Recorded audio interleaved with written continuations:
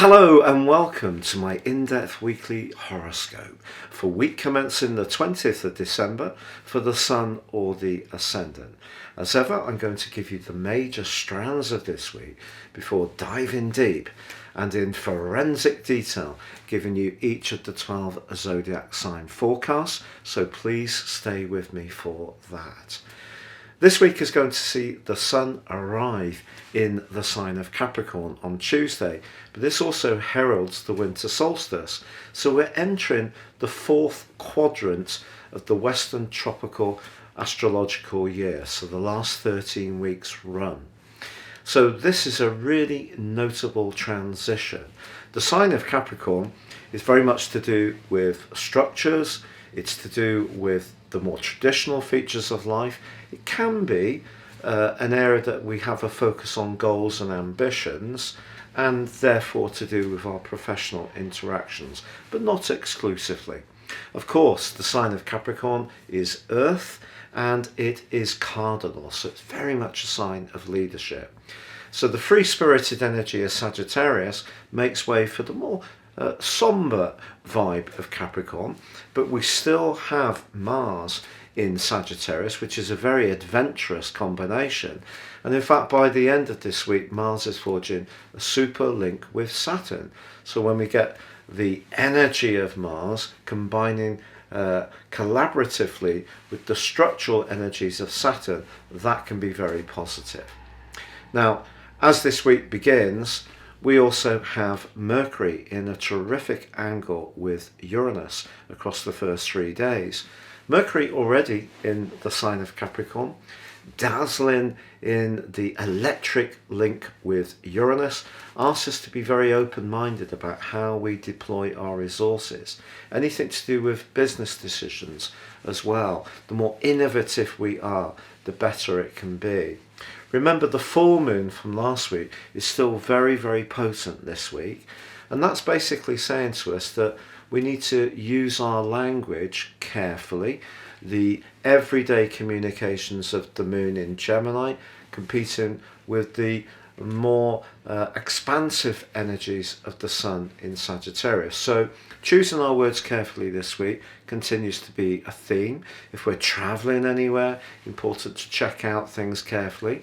But Jupiter was very supportive to that particular lunation. So I think there can be some uplift from that feeds into this week. But by Friday, by Christmas Eve, we do have the square between Saturn and Uranus repeating itself exactly for the third time this year. But you know, the truth is, within a few degrees, they've actually been agitating at one another pretty well since about the second week of January. But this just reminds us that the liberty that Uranus wants us to have has to be balanced against the responsibilities that Saturn wants us to show. So there could be something that is stopping us being quite as free as we would like on Christmas Eve. And then on Christmas Day, we have the second of two conjunctions between Venus and Pluto. The first was on the 11th of December, and of course last week Venus went into its retrograde. Now this could bring about some real lovely sentimental connections, perhaps to people from our past. Perhaps we can really appreciate how fortunate we are to have the folks in our life that we have had. But if you're in a relationship where there is quite a lot of leverage around money or even intimacy, Venus's combination with Pluto can make us much more conscious of the power balance that's going on Christmas Day as well. Can you believe it? So that's a potentially tricky one, but definitely an opportunity to celebrate the stability of the relationships that do work well for us. And if you're not in a relationship, or even spending this Christmas time alone, which I have experienced myself, and it's not easy, what I would say to you is this does give you an opportunity to think very profoundly about what you would like going into next year, future forward. But I am now going to share with you each of the 12 zodiac signs in detail.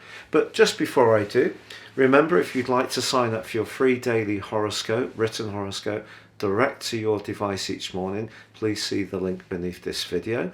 Also, if you'd like to get your year 2022 personal forecast, you can do so and get your character analysis as well. You will get the full 12 months from the time of the order to the end of next year.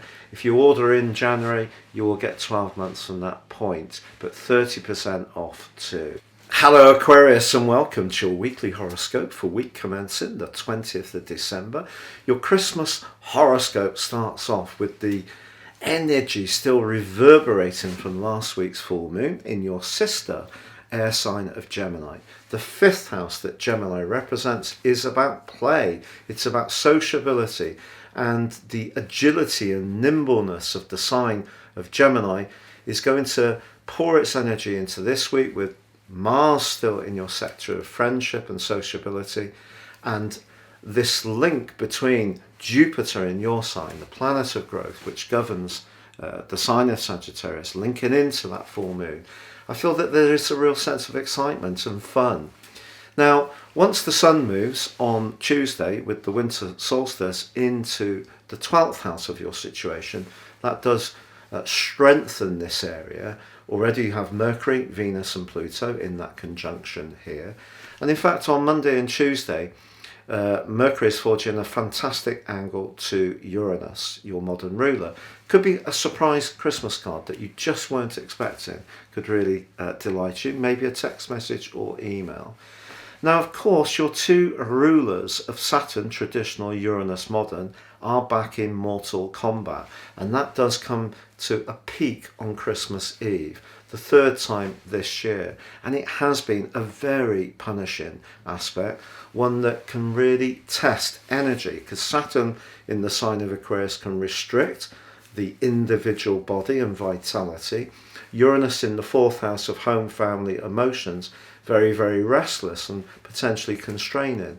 So you need to pace yourself this week. I think there could be a little bit of weariness, even though Mars is in a spectacular part of your situation still and forges an amazing link with Saturn towards the end of this week, suggesting that your long-term plans and the friendships that are really meaningful can come up trumps this week.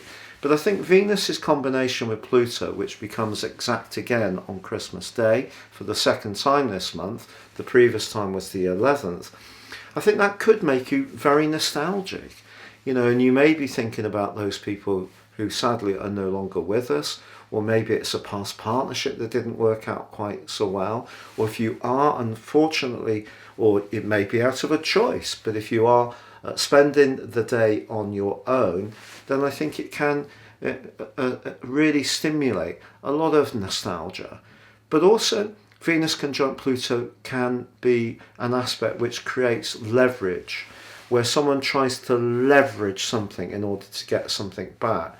So if you do hear from someone and it is an unexpected contact, what I would be thinking about is really what the motive is. Now, that's not because I'm encouraging you to be cynical. I'm actually saying this to protect you so that you're not being too open too quickly. So there could be someone who does attempt a rapprochement and you'd have to wonder why.